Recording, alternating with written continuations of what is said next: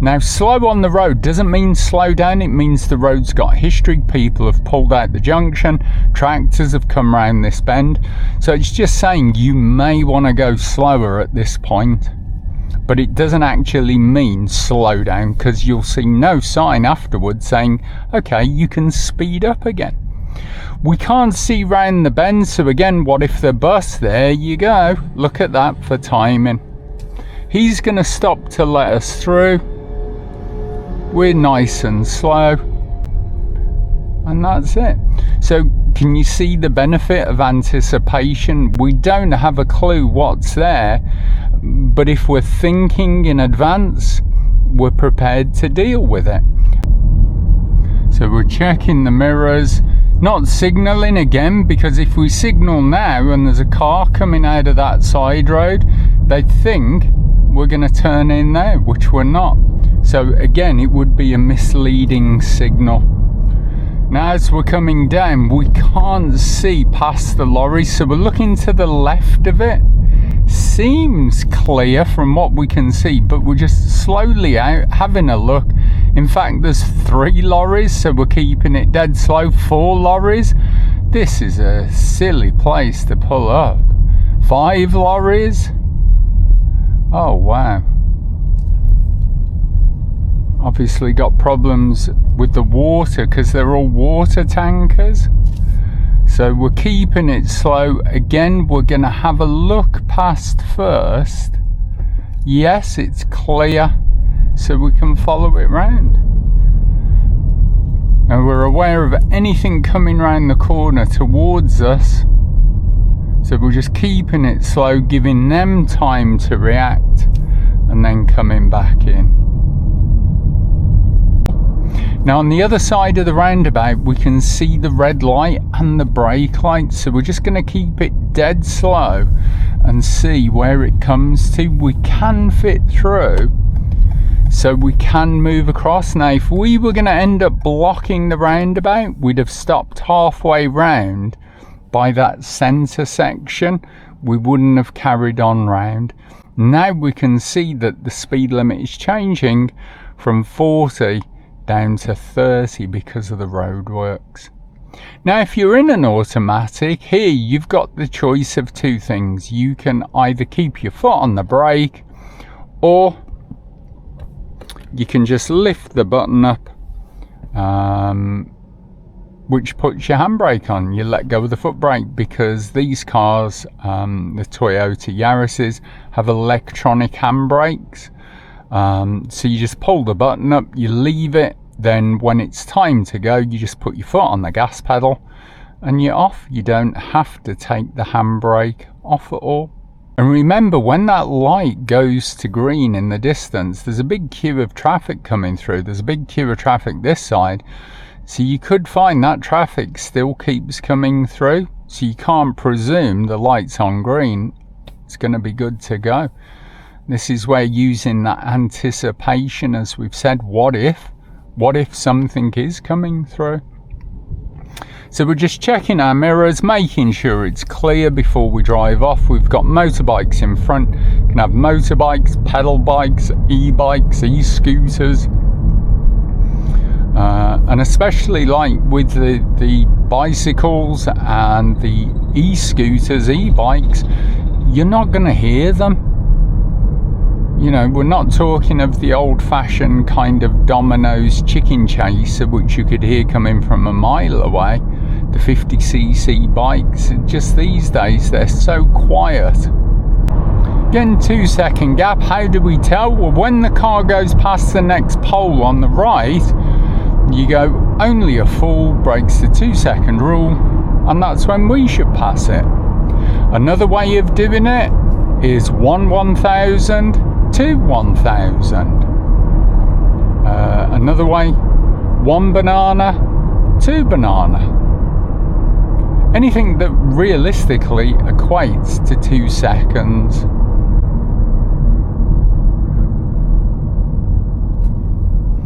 So we're looking if it's clear. Well, the fact he's braking, we know it's not. So we look for us as a gap. No, there's not.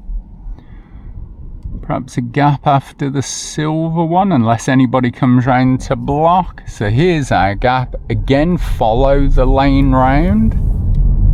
Mirrors, then signal, then position, then speed. And we're looking all the time to make sure it's safe.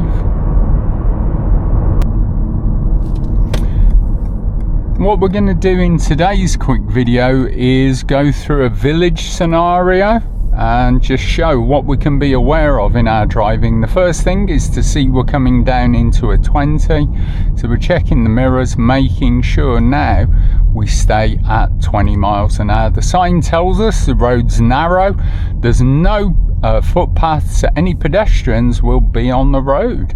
So we can't see round the bends, so we're thinking, what if there's a tractor coming, milk lorry, anything like that? So we're just staying, having a look.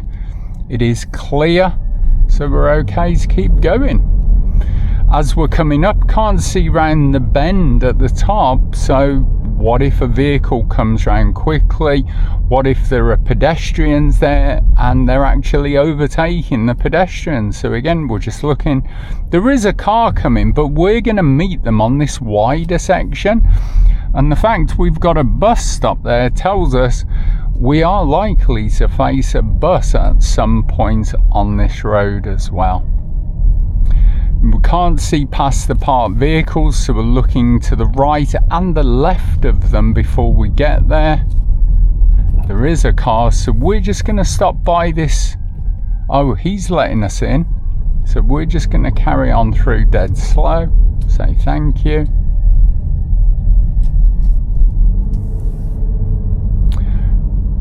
And that's what we need to do. Think, well, if he doesn't stop, what if he doesn't stop? Well, I'll stop opposite this space. He can move into that. I can go round him. But as it was, they gave way to us.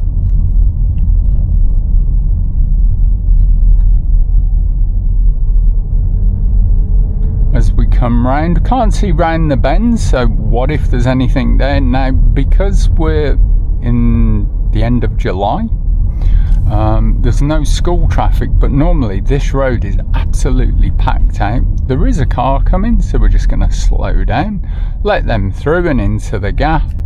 Now, slow on the road doesn't mean slow down, it means the road's got history. People have pulled out the junction, tractors have come round this bend, so it's just saying you may want to go slower at this point. But it doesn't actually mean slow down, because you'll see no sign afterwards saying, okay, you can speed up again. We can't see round the bend, so again, what if the bus? There you go. Look at that for timing. He's going to stop to let us through. We're nice and slow. And that's it. So can you see the benefit of anticipation? We don't have a clue what's there, but if we're thinking in advance, we're prepared to deal with it. And that's the difference between a normal driver and an advanced driver. It's not the fact the advanced driver drives quicker, it just means that they're thinking further ahead. They're not reacting to what they see, they're anticipating. So if it does happen, they're all ready to deal with it. That's what you want to aim for if you're doing your ADI Part 3. That's what you want to teach your pupils. Because anticipation really is the key to safe driving. So we're looking down, we've got the van. Is anybody going to step out? The sign on the left tells us there's elderly pickpockets because she's yoinking his wallet out the back there. We've got the car behind the van. What if they haven't seen us? They have. And as we look down the road, it's still clear all the way down. So this is where we've just got to then think of our speed, because we know it's still 20 miles an hour, and especially if you're on your test, we don't want to be going over. At the end of the road, we're going to turn right. We see the speed limit becomes 30. It's a closed junction, so we know we're going to come up and stop at it.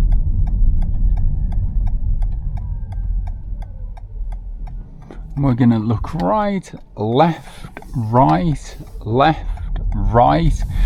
With really closed junctions like that, I apologise if you got travel sickness as well watching that then. With the really closed junctions, your head wants to be going like you're at a tennis match. Just right, left.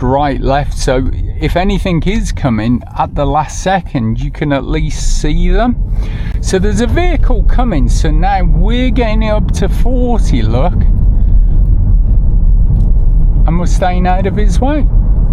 So this is what we said earlier, that, you know, there's nothing wrong if you pick a good gap, get up to the speed limit. That's what they want on your test. Now we're going down to 30. This is the best bit of road in Telford, because as you come down you go,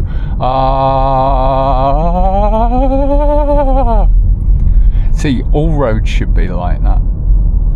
And also, it's even better if you've got some water and can start gargling before you hit those bumps. Now this road is a 30, and if you've not been here, you're not sure, you're just looking at the lampposts, there are no 40, 50, no 20 signs anywhere, so we know it's 30 miles an hour. And if you know anyone who's been nicked for speeding or got points on their license, the first thing they'll say to you is, well, it was a big road, I thought it was 40. Not, it was a big road, I looked to see if it was 40. So that's the key, not only to passing your driving test or your part 2, but also, you know, not getting points on your license, is to know the speed limits of the road that you're on.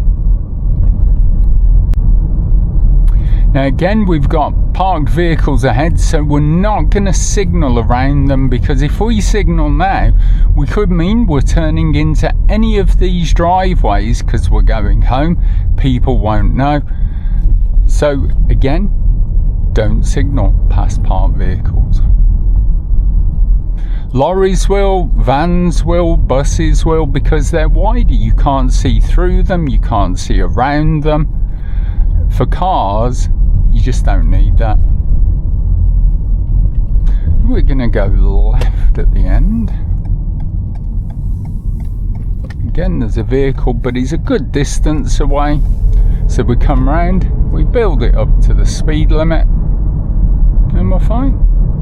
And we're going to take the next road on the right. So it's mirrors and signal. We've got the filter lane. Now filter lane is designed so as you come up, you move across into it, you straighten it, and then when it's time, you turn. But it gets you out of the way of the traffic, and as you saw with the lorry, lets everybody get past you. We're going to hold back, let the bus go. And we know that one thing buses do is pull up. So we're already anticipating them pulling up. So we want to stay back, use what's called that hold back position, where you're kind of out by the centre of the lane or centre of the road, but you're not crossing the centre point. So we're not causing anyone a problem, but we can then see, if the road allows, if it's safe to get round them.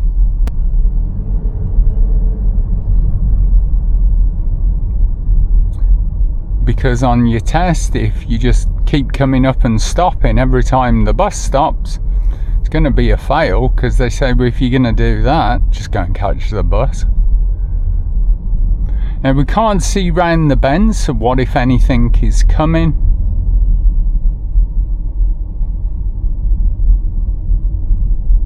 We're looking, we've got meeting situations, but at the moment we're fine. Why is the bus braking? There we go. So we're just going to come in. Nope, he's turning off, so we can go. Again with the van, is anything coming down? No, The bus has pulled up, but there's no room to get past them anyway from either direction, so we're just going to come up behind and wait.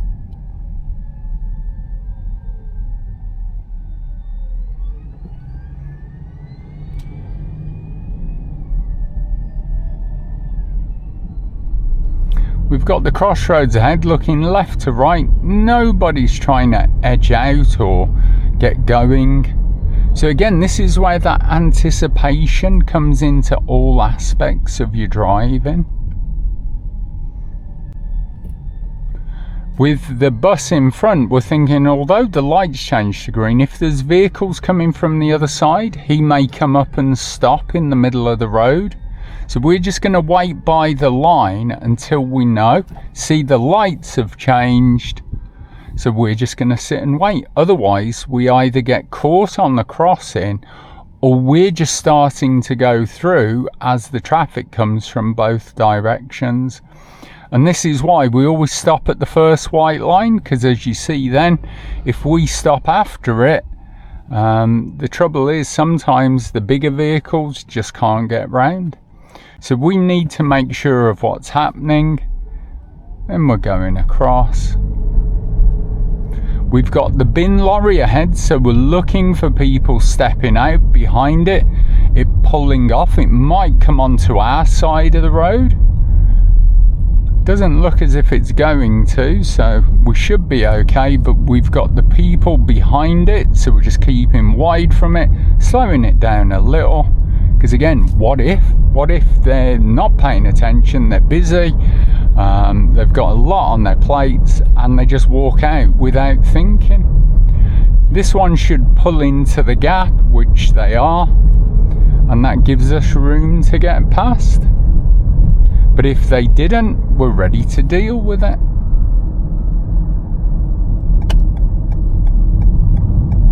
Now, as we come up to turn right, we're already looking into the road to see if there's any meeting situations. Again, this is anticipation. Is anything coming? No, it's fine.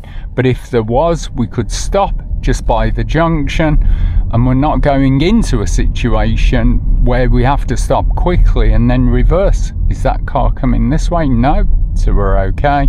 What if cars come from behind the white van because we can't see what's coming?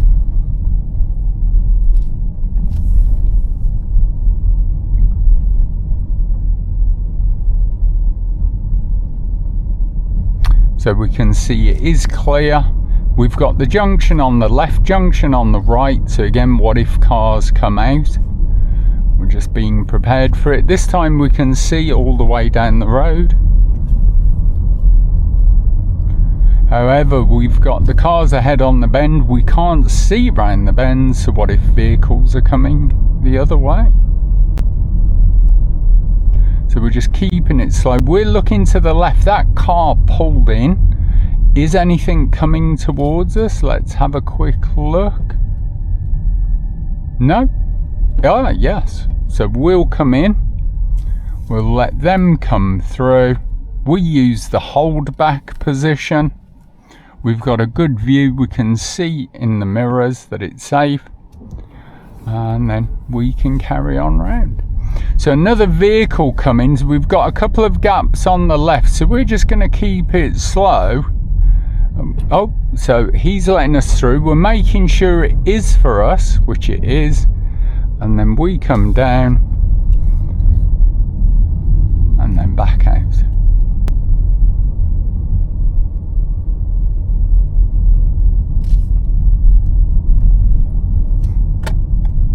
Now again, this is a completely closed junction, so you have to come up to it, stop. Make sure it's clear from the right. But also, as we come round to the left, sometimes there are cars parked right on this corner. And we've got the van coming, but we've got a gap behind the white van. So we're going to come in, use the hold back position, just come to a stop, let them through. Now as we look all the way down the road, it's completely clear.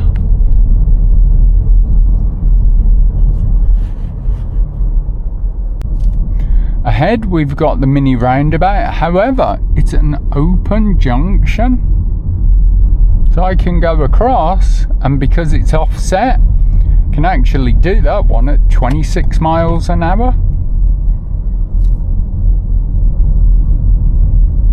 Now this one is completely in front of us, so there's no way in this world we're going to get round here at 26, so it's probably going to be under 10, and it's clear from the right. And because it's a mini roundabout, you have to go around it and not over it, because it's not an overabout, it's a roundabout, so you have to go around it.